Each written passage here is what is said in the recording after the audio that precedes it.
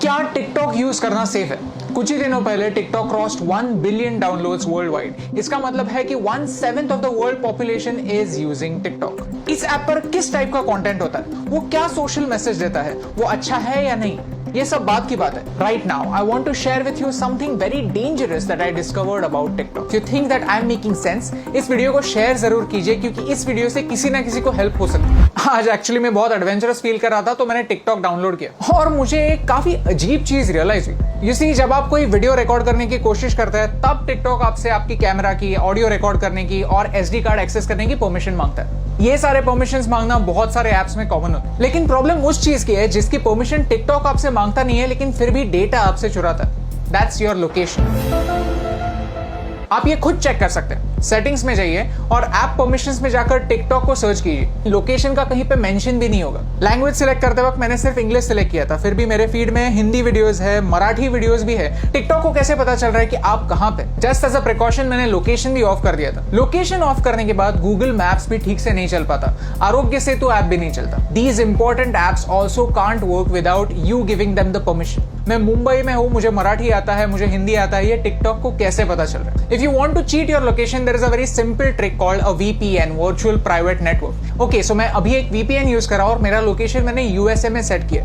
On YouTube all the ads that I am getting over here are from the US। So मैंने YouTube को trick कर दिया। As you can see मेरा Hotstar नहीं चल रहा है, और मजे की बात यह है कि अगर मैं टिकटॉक पे जाता हूं तो I can see all the same videos. So how is TikTok doing it? I found the answer.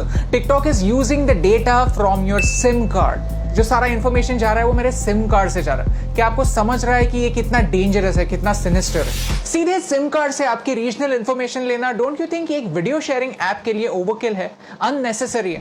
And the worst part is, इसके बारे में कोई वार्निंग नहीं है। द ऐप जस्ट सेज कि we will automatically collect it, that's it. ये discover करने के बाद मैंने टिकटॉक की प्राइवेसी पॉलिसी कंप्लीटली पढ़ी और उसमें मुझे कुछ ऑब्जेक्शनेबल पॉइंट्स दिखे। If you link any social media account to TikTok, then TikTok वहां की इंफॉर्मेशन यूज कर सकता है आपके बारे में जानने के लिए। टिकटॉक कंटेंट डिलीवरी के लिए HTTP सर्वर्स यूज करता है, HTTPS नहीं, सिक्योर्ड सर्वर्स नहीं। तो ये सर्वर्स हैक हो सकता है। इस वीडियो में किसी ने डेमोन्स्ट्रेट किया है कि कैसे ऑफिशियल अकाउंट से एक गलत मैसेज फॉरवर्ड हो सकता है। आपका अकाउंट डिलीट होने के बाद भी टिकटॉक जब तक चाहे आपका डेटा उनके सर्वर्स में रख सकता है। और मेरा टिकटॉक के साथ सबसे बड़ा प्रॉब्लम है आर्टिफिशियल इंटेलिजेंस। कि ByteDance जो टिकटॉक की पेरेंट कंपनी है, वो एक आर्टिफिशियल इंटेलिजेंस कंपनी है। उनका प्रोडक्ट कंटेंट क्रिएशन का प्लेटफॉर्म नहीं है, उनका प्रोडक्ट है algorithm. You see, China wants to be a superpower in AI by 2030. Computer की भाषा क्या होती है? Zeros and ones, binary. और वही टिकटॉक आपको करने के लिए बोलता है। Whenever you are watching a video on TikTok, you are taking a survey. You are feeding information to the computer, telling them what you like, what you don't like, what you agree with, and what you don't agree with. And all of this information is going to China. आपको क्या लगता है? क्या ये सही हो रहा है?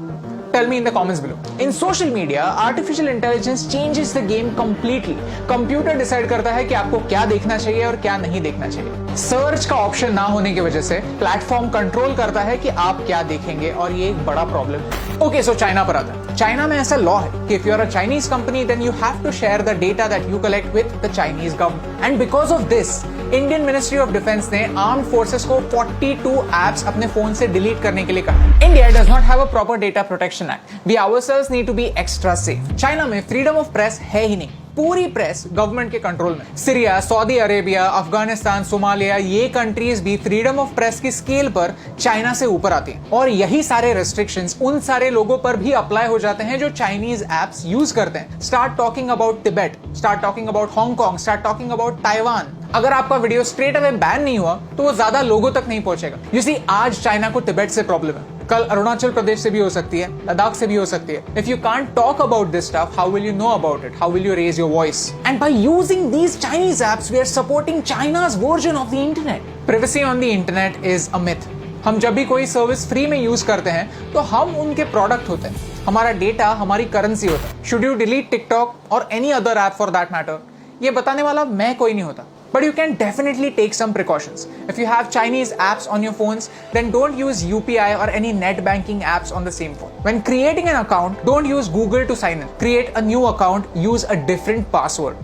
Cyber theft is real. Keep changing your passwords and keep your emails safe. If you go to haveibeenpawned.com, you can find out whether your personal information has been breached. All I want to say is this is not TikTok versus YouTube. I am giving you TikTok's example because TikTok is popular and you can check it yourself. If you're a TikTok creator, then this concerns you more than me because आपका data ज़्यादा share हो रहा है. It's important for you to know कि China के products को सस्ता मत समझिए, China के apps को free मत समझिए, because everything comes at a cost. My question is, can you pay the price?